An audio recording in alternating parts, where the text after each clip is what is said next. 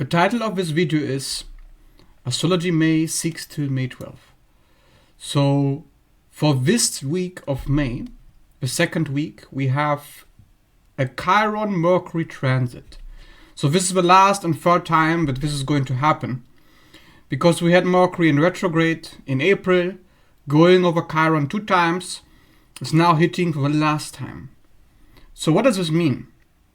Well, if you look around and you ask yourself, how is communication right now feeling in your life? Because ultimately the transits are internal affairs. It doesn't have to be a dramatic fight that happens on the outside. You don't have to have a major disagreement or a conflict with somebody. But because it's in Aries, there will be a conflict in communication. And this conflict will most likely be internal first, before you see it on the outside. So if you are second guessing yourself in communication, if you're getting triggered, if you're getting irritated, if you're getting annoyed by something, or if you feel like something's just off, like somebody is misreading you, or you are misreading somebody, or there's confusion, there's deception. There could even be ghosting, there could of course be avoidance going on around communication. Because Chiron is about what we give up on. We give up on Mercury. That's the conjunction. And Mercury is talking, writing, texting, interacting mentally, learning, studying. So also if you're having an exam at this time, this is probably not a good time to have an exam. Unless you have the right mindset. So the right mindset where Chiron is concerned is about going into the wound, into the trigger. Because when you are triggered, it's when you are asked to behave in a reactive way, right? A trigger is leading to a reaction.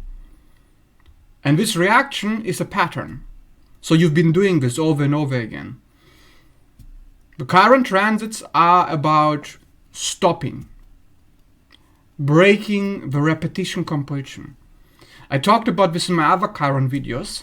Every time Chiron is mentioned, I say that that is what Chiron is about. Repetition compulsion. You have a compulsion to react to the trigger. So while some people, they could literally like a narcissist or a sociopath, they could lash out, they could get really angry with you, they could get irritated by you, they could get very defensive.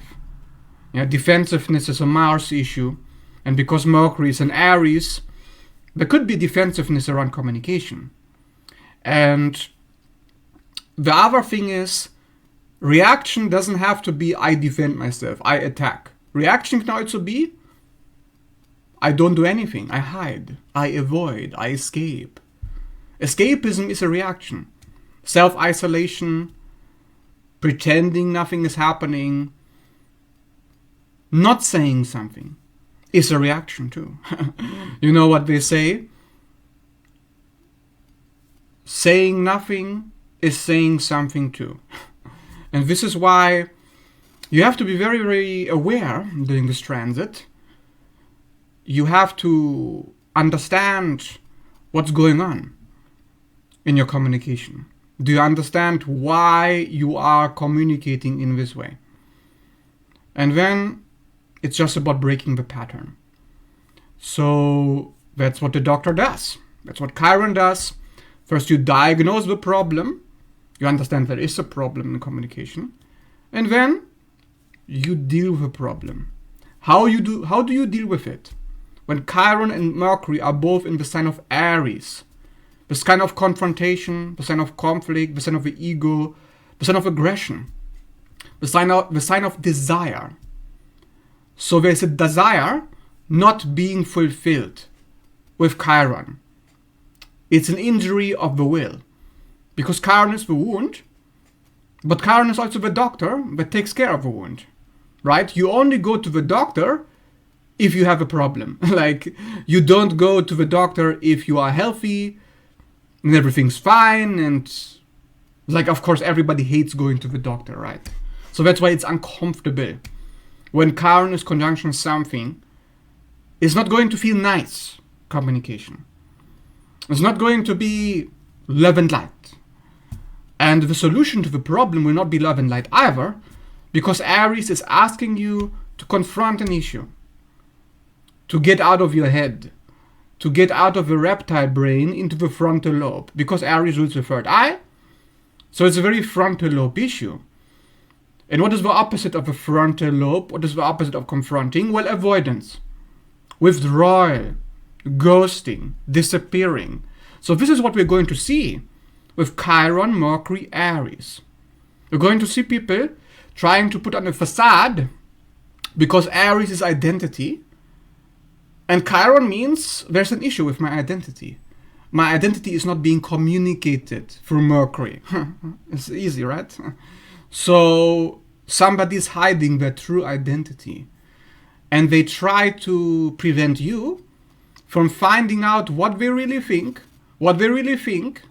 about the issue that they have with you. So they're trying to avoid the issue, avoid the conflict.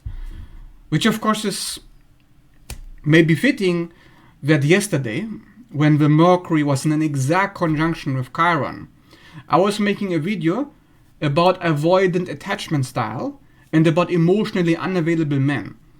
Of course, it also applies to women, but you get more clicks if you call it men, right? Because obviously most of my clients are women, because let's face it, there's not so many men into astrology.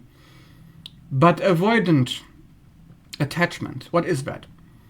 Well, it means somebody is not dealing with conflict, not communicating their conflict, not communicating their needs.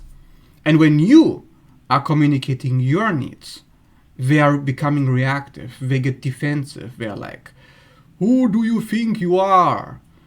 You think you're so important? You think you have to make such a drama about what you're feeling? So they accuse other people of being selfish when they are expressing their needs and emotions. Why? Because the avoidant is projecting their own shadow. Shadow projection. Means the avoidant is assuming, well, if I am not allowed to express my needs and emotions, neither should you. This is why I refer to it as a cult. It's a religion. It's a fantasy defense. It wants to recruit you to join the fantasy world in which we don't deal with problems. And then pretend everything is fine. Because it is through the facade that we are comfortable, that we feel safe. Because if we are really ourselves, if we really say what we think and what we feel, abandonment is sure in the eyes of the avoidant. So the avoidant has a core belief that you will abandon the person when they are telling you what they feel. Like it's a guarantee. Which of course is what we call catastrophizing in psychology. The person is expecting the worst, like apocalypse mindset. Like you're going to unleash hell on them the moment they say, oh, I need this from you. Oh, I want this from you. Like you're not allowed to want something from other people. Right? Because Aries, Chiron, Aries, Mercury, Aries is want. What do I want? Chiron is what we give up on, remember? So I'm not allowed to communicate, Mercury, what I want, Aries. This is why I talk about avoidant attachment style. This is why it's happening in this time that we have loads of people realizing this person is really uncooperative. I can't communicate with them. They're not telling me what's wrong. They're playing a mimic. Oh, everything's fine, right? If the emotionally unavailable person says. Or they come up with a superficial excuse for what they're doing. They say, oh, I'm just too busy. Oh, you're just exaggerating things. It's not really that way, blah, blah, blah, blah, blah, blah, blah. Which, of course, is a form of gaslighting, is to eradicate your perception of reality. Mercury is perception, not just communication. Mercury is, what's going on? What's the facts? What's the information? What do I need to learn? And when the moment you try to learn, what's the problem here? And the first reaction, remember, Chiron is reaction. Chiron is repetition compulsion. The first reaction is nothing. Everything's fine. Gaslighting. Then you become wounded in your perception. Oh, what's going on? I don't know. I need more information. I need to study. I need to think, over, analyze, over and over. Mercury's analysis, paralysis. So you're thinking about it over and over again, just wondering, what is this? Why is he telling me one thing but doing another? Why are the actions not matching the words? Am I crazy? Is this person crazy? So something is just not right here. Because Chiron is that antenna. That antenna that knows this is not really how it's supposed to be.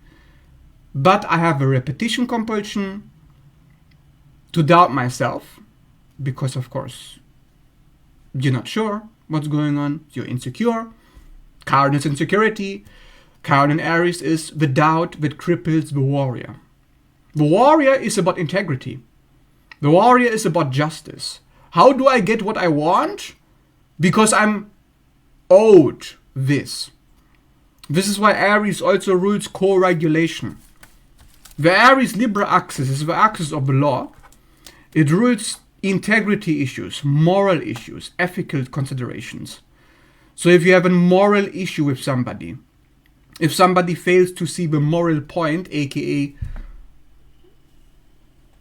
how to have a relationship with you, how to act, what are you supposed to do? If somebody has a dysfunctional way of relating, if somebody doesn't know how to deal with conflict, if somebody doesn't know how to communicate their emotions, their needs, if somebody is uncooperative, if somebody is always doing things on their own, never involving you, making assumptions about you, being in their head, instead of actually clarifying, hey, what's going on? Then you are dealing with an avoidant attachment style, or you are dealing with an emotionally unavailable person. You're dealing with somebody who is mentally ill. And of course, when people will say, oh, no, it's not mentally ill, stop, shut the fuck up. Yes, it is a form of mental illness. Because mental illness means my mind is not working properly. Of course it's not working properly, because you have the wrong assumption about how you're supposed to behave. Well, if your behavior is dysfunctional, you are unhappy. Your person is unhappy. Everybody is unhappy. Nobody is getting what they want. You are sick. And this is why you're dealing with Chiron, the wounded healer. Who do you heal? Sick people. Mercury is what? Thinking. The thinking is corrupt. Because the thinking is ruled by belief systems. What are the belief systems? Assumptions. Assumptions that we make about the world, about other people, about the relationship, how we are supposed to behave, what we're supposed to do. So you're trying to get more information about what are you supposed to do. Aries, act. How am I supposed to act to get what I want without violating the law? Which is Libra, the opposite sign. The law is the relationship, the peace, the order. How do I get what I want without violating celestial order? Because if you violate celestial order, karma will come to you. This is why Saturn is exalted in Libra. So of course everybody knows this intuitively. Unconsciously, we as human beings know this. But do we act like it? Do we? We try. But most of the time, we are really bad at implementing it. Why? Because we're not thinking straight. We're not thinking at all, actually. We're just assuming. We're dealing with projections. We're constantly looping the past, repeating past dynamics with a parent that was dysfunctional. This is, of course, the origin of avoidant attachment. And any kind of pathology you have in relationships, it is now being exposed simply an old pattern from childhood. The mind is looping, repeating it like a projector. It's projecting on the screen, aka you. You are the screen, right? You belong to the world. The other person's mind is the projector. It's projecting onto you over and over and over the person's past. Unconsciously. You do this too. I mean, not you, but your mind does this. There's no escape. You can't stop projecting. But what you can do is to be aware that you're projecting. To know that your mind is not always giving you reality. Sometimes it is. Your mind is good in absorbing information, analyzing, deciphering, categorizing, judging. Of course, that's what the mind is supposed to do. That's its job.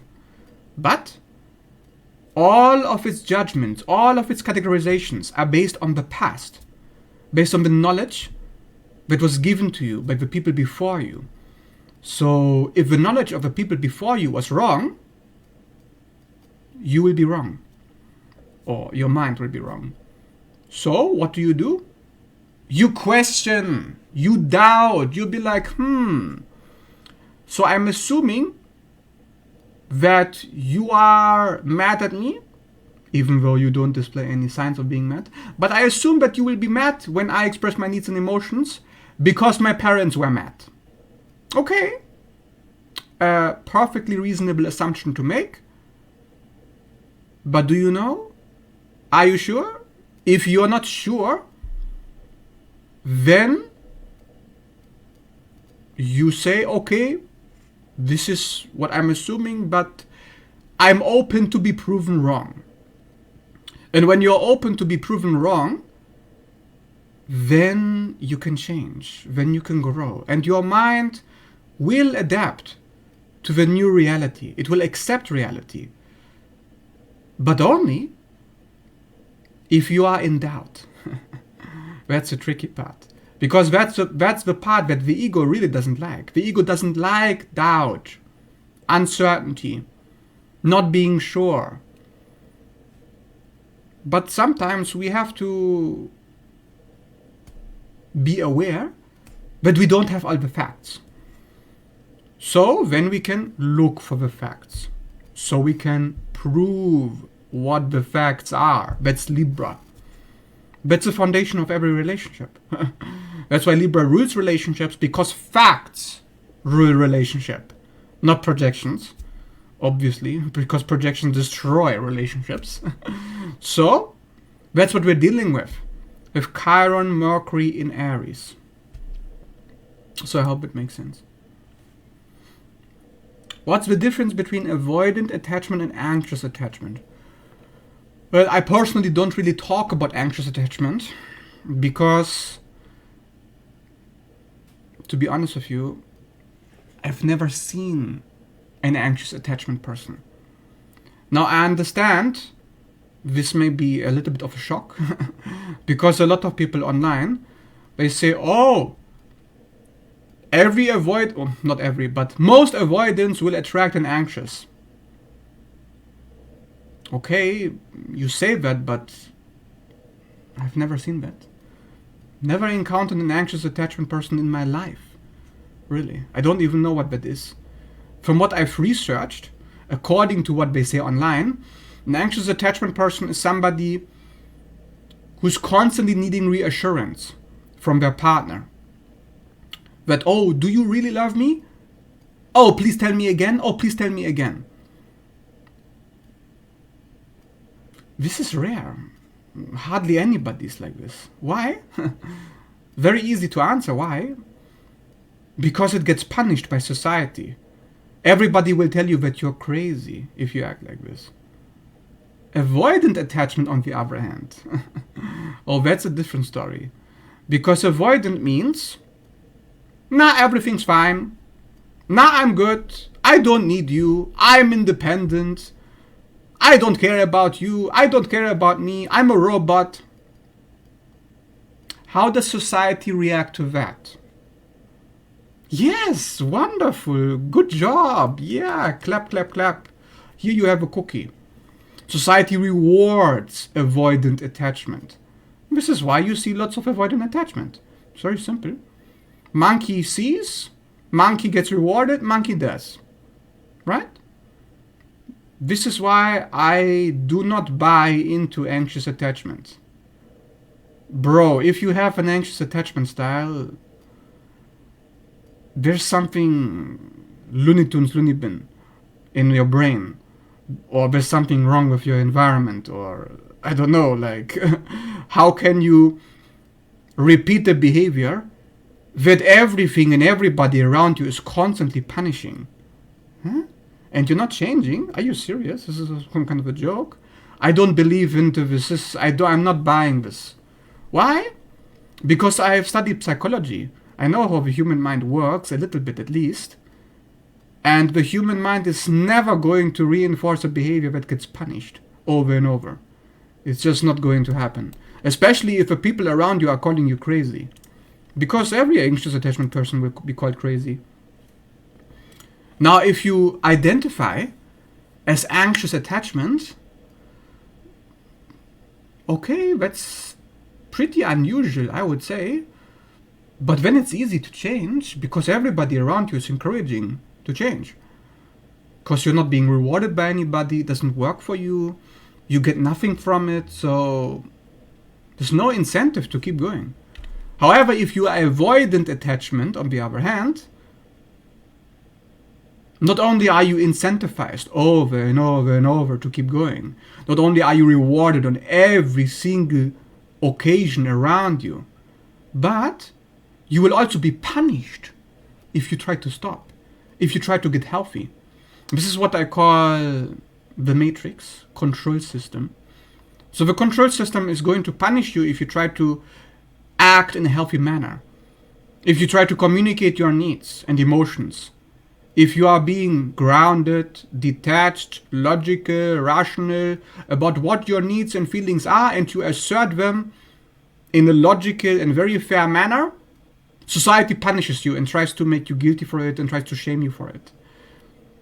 And when you lose your job, maybe you lose friends, relationships break down, your family may think that you're crazy, your reputation may be damaged, you may get demoted from your job, you get into conflicts, you get quarrels, people are gossiping behind your back telling you, oh, this person, she's so problematic, she thinks she should get special treatment, etc., etc. So it's very hard to stop being avoidant, not because it's actually hard, no, but because you are rewarded for staying in it and punished if you try to get well. That's the reality of the situation. You see, it was never about you. It was never about you just being too unintelligent or too weak to change and to heal. It was about biology. Your biology seeks pleasure and avoids pain. Healing from an attachment style like avoidance, loads of pain, like whoa, like opening Pandora's box. So people don't even want to go there. You know, the amount of pain that you have to go through just to heal. And what is the reward? How are you rewarded for being healthy? Apart from having a clear conscience, apart from feeling at peace with yourself, having high self-esteem, getting stability in those few relationships that are hopefully left after the mayhem of trying to get healthy, most people say, that's just not good enough for me. Why? Because most people don't know what the rewards are going to be. Because the rewards are hidden. The rewards are invisible. They are like spiritual rewards. Your brain is starting to work properly, which means it's going to regulate your hormones, it's going to produce oxytocin, GABA, melatonin, and serotonin properly, once you have healed from avoidant attachment style, because avoidant attachment style, as I mentioned in my previous videos, is a shutdown of the entire body. It's not just a shutdown of a personality, because personality and body are inseparable. Just like how you cannot separate the mind from the body. And you can also look into this, into the works of Gabor Mate. He explains that if you are suffering from trauma, it shuts down your body, shuts down functions of your organs, your hormones, you get sick, that's why people get cancer, etc. So people who suffer from avoidant attachment style, even though they get rewarded in the job, even though the relationships are rewarding them, blah, blah, blah, blah, everybody says, yeah, you're such a good noodle. On the inside, they're very unhappy, very unsatisfied. Because their brain cannot relax, cannot rest in reptile consciousness, in snake consciousness. When you're assuming that betrayal is going to happen at any moment, and everybody's out to get you, and you have to fake it to make it. You have to manipulate people, you have to manipulate yourself, you have to put on a facade, you have to avoid conflict, you have to walk on eggshells all the time. You have to be a robot to survive. And that kind of mindset, that kind of way of being, it shuts down many parts of the hormone system. Because oxytocin, the cuddle hormone, the love hormone, gets completely suppressed. So avoidants don't really experience oxytocin very much. This is why they can seem very mechanical, very disciplined, very organized, very neat people, like Virgo, the sign Virgo. But they're not feeling the connection. They're not feeling people's emotions. They're numb. Because you have to suppress, you have to stuff everything down. So you're stuffing yourself. And of course, if you stuff yourself down, if you stuff other people down, if you are suffocated in a box, which is the control system, it shuts down your body. You will get sick. It will inflame you. It will cause autoimmune disorders, psoriasis, dermatitis, eczema, IBS, etc., etc. All these symptoms that are going to catch up with you if you suffer from avoidant attachment style. And if you know somebody who suffers from that, and you're wondering, what is their karma going to be? They mistreat me, they're so unempathic, they are so abusive, blah, blah, blah, blah. Don't worry. I mean, not that it's really any consolence for anybody, but they are going to suffer severely from their condition. Yeah? No matter how many rewards it seems like they're getting on the outside, it doesn't matter how things look. How things look and how things actually are is often very different. Assertive boundaries offend the people who are benefiting from you not having them. Yes. So people who don't understand how to have boundaries in a relationship, who don't understand morals, ethics, rules of conduct, cooperation, commitment, loyalty, they don't understand boundaries. Boundaries is foreign to them because boundaries means here's a need, here's my demand to fulfill that need, fulfill it, or there will be consequences. An avoidant attachment style and a narcissist cannot comprehend this. They can, of course, demand things from you. They can say, oh, I need more space, I need to be independent, which means I need to be free of having any expectations. I need to be free of loyalty. I need to be free of commitments because loyalty scares the shit out of me. So I need to get all the benefits from you, but give as little as possible back in a transactional manner, just to bribe you, like you are a product, like you are a car. And of course, to rent a car, it needs money, right? So I will pay you to rent you. And then you will say, but the rent is higher than this. This is not enough. So then, of course, like anybody who says that, they're going to react aggressively. Like, what do you mean the rent is going to get higher? Like, imagine your landlord says the rent is going higher this month. What's your first reaction? Anger, irritation, impatience. Like, what? You say the rent is higher? So this is how an avoidant attachment style person reacts when you are expressing your needs. What? You want more from me? I want to use you, and I am paying you all of this, and now you want even more? This is not part of a deal. This is not part of a contract. This psychopathic, mentally deranged, lunatic thinking is unfortunately completely normal for this condition. And this is why people who have this condition get irritated, impatiently, nagging, like naga, snake consciousness, get irritated by you if you assert your needs. Okay? And I make no sugarcoating about that. Just how, unfortunately, even though it may seem like it's understandable the way I explained it, the reality of the matter is this is quite evil stuff. This is evil.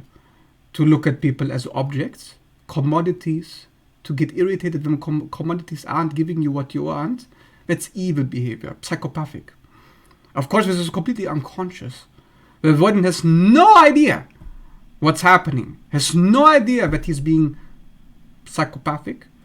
But, well, if the awareness starts to creep in from time to time, it's very uncomfortable. Like, what do you mean? You're telling me that I'm evil, an evil person? Don't go there. Don't look at that. Of course, the whole condition is called avoidant attachment for a reason. They avoid this. They don't look at that. So if you try to explain this to them, don't expect them to listen. You can show them this video, they're going to feel insulted and then they're going to shut it down. They're going to listen to me. Because people are all about triggers. They're all about their defense mechanisms. Again, the brain is very primitive. It avoids pain and seeks pleasure. Remember this. So if you bring pain to your partner, and the partner has a psychopathic way of being, that is a psychopathic way of being, whether you like it or not, then the partner will be irritated by you and will look at you like, who are you to demand anything from me? I don't think so. So this is why avoidants are so uncooperative. It's uncooperative. Uncooperative when the person is selfish. Like a Knight of Wands in reverse in the tarot. Or a Knight of Wands. Like a player. This is what they call player energy. What is a player? It's simply somebody who doesn't care about the consequences of his actions, because he believes that if he rents a car, he owns the car should give him what he wants, and that's it. It's of course the same mindset that psychopaths and narcissists have. This is why some people say, is my person an avoidant or a narcissist? Because they kind of feel the same, kind of being treated the same way. I kind of feel neglected the same way. I feel alone the same way. I feel abandoned, rejected, abused the same way. So what's going on here? There's a reason why people feel that way. And there's a reason why evil feels that way. Evil. What does that mean? Evil is the opposite of life. Life is presence. Life is love. Life is validation. Life is importance. Life is light. Life is fulfillment. So the opposite is neglect, absence, avoidance, ghosting, disappearing, refusing to communicate, not being there, non-being, dead, right? Death, life, death. So that's what you're dealing with. Evil. Oh, don't like it? Pfft. Okay, well, go somewhere else, go another channel. If you don't like to look at reality, if you don't understand that reality is structured in a very specific way, humans are designed biologically to seek out life because we are life. So we need life to sustain us. So if you are with somebody who gives you death, which is the opposite of life, which is evil, then you will feel like there's something wrong. You will feel drained. You will feel bad. because your biology rejects evil by design, because you're not evil. Nobody's evil. So why do people behave evil? Where is this coming from? It comes from trauma. It's programming. A robot is programmed to function in a way because it gets rewarded for that way. Again, it's all about reward and punishment, nothing else. Yeah. So if you are with an avoidant person or a narcissist, and you reward, you encourage, you enable their behavior by giving them what they want, giving them all the space, functioning as a car, okay, or a mobile phone, a commodity, the way that the one who bought you, who bribed you, who fed you, like narcissistic supply, like a vampire giving you his blood, if you function the way he wants you to, you are enabling evil, you are encouraging evil, you are participating in the karmic loop. So that means you are the karma.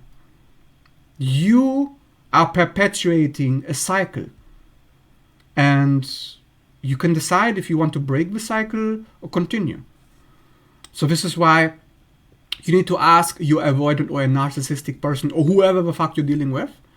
You ask them, okay, so here's the facts. Here's what you are doing. Here's what I need, because my biology is designed for life, not for death. Can you give me life? Or are you going to continue to give me death? Are you going to work on eliminating these patterns of pathological behavior, this unhuman roboticism, this character armoring? Are you going to make an effort to get rid of this armor and open your heart to pain, which is necessary to heal, which of course you don't want, right? Because that's what we are avoiding. We're avoiding self-reflection. We're avoiding accountability. What is pain? Taking responsibility for our actions, recognizing that we are responsible for what's happening to us. You too. If you're dealing with an avoidant person, you're responsible for being in that relationship. You can decide to leave at any given time. So that it's painful to realize that what is happening to you is your responsibility. But of course, if it's painful, it also means you are in control. You have the power. To be avoidant, to be narcissistic, is to have no power. It's a form of learned helplessness. Now, if you don't know what learned helplessness is, I recommend you Google it online. But in a nutshell, learned helplessness means when a child recognizes that they have no power in a dynamic with a parent, they cease to be. They play dead. And that's what the avoidant attachment style is, playing dead. So the problem is when you're an adult and your brain, still that of a little small boy or a small girl that is fearful, hurt, and shut down and playing dead, if you're still doing that as an adult, because it's so ingrained, so hardwired into your brain like cables in the computer, you're going to come up with rationalizations, justifications for why you should keep doing that. Because to break those cables, to break the program after 30 years, 40 years, 50 years of maintaining your entire life on this wiring, on this personality, on this brain, on this mind. What happens if you destroy the foundation of a house? If you have a skyscraper, the whole skyscraper is going to come crashing down. And that's just too painful for most people, so they don't do it. So if you expect or if you want your partner to heal or yourself to heal, realize that's what it takes. You're going to have to destroy the house. Oh, you don't want to? Then healing is not for you. Oh, you want to be pampered? You want to have everything sugar-coated for you? You want to go into love and light, positivity, right? Thinking positive, pretending that there's not work to be done, that there's not sacrifices to be made to get what you want. Yes, you can be in that loser mindset, that victim mindset, that powerlessness, that learned helplessness, but it's not going to get you anything. The only way to heal is to allow destruction, the force of nature, to come crashing down on the precarious house of cards that has been built on a pathological fantasy defense that maintains a fake reality, facades, mimics, shadow personas, shadow dancing, trying to maintain all this ego, this facade of how life is supposed to be in the body, hardwired like a program. You want this to be healed? Then you need to be destroyed. Your life needs to come crashing down. Of course, this sounds a bit dramatic, but I have little connection with the sun. Please excuse my dramatization. But to be honest with you, from what I've seen, because I've been through this, I've known people who have been emotionally unavailable and they recovered. There are, if you go online, if you go on YouTube, there's many people who have made a channel where they say, this is how I recovered from being emotionally unavailable, and now I'm a healthy, secure person. And if you ask them, how did you do that? They'll tell you exactly what I just told you. Their whole life came crashing down. Okay, this is what happens. So, that's what you want from your partner. That's what you're expecting. You think the partner is going to cooperate and he's going to... When the entire disorder is founded on a lack of trust, a lack of safety, feeling insecure. When the entire disorder is founded on fear, you want this person to let go of their fear? To just get over it? It's not going to happen. But it can happen for that person if that's what they want. The will, frontal lobe, is the only thing that's standing in the way of this. The reptile brain, the snake consciousness.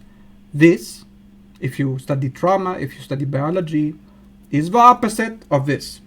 Trauma happens here. This destroys the trauma. This is the enemy of the trauma. And this is will. This is the soul. Now, if the will is weak, meaning if a person doesn't really want to heal, yeah, I want to keep a relationship. Yes, I love you. Yes, I don't want to lose you, but do I want to heal at any cost, no matter what? No.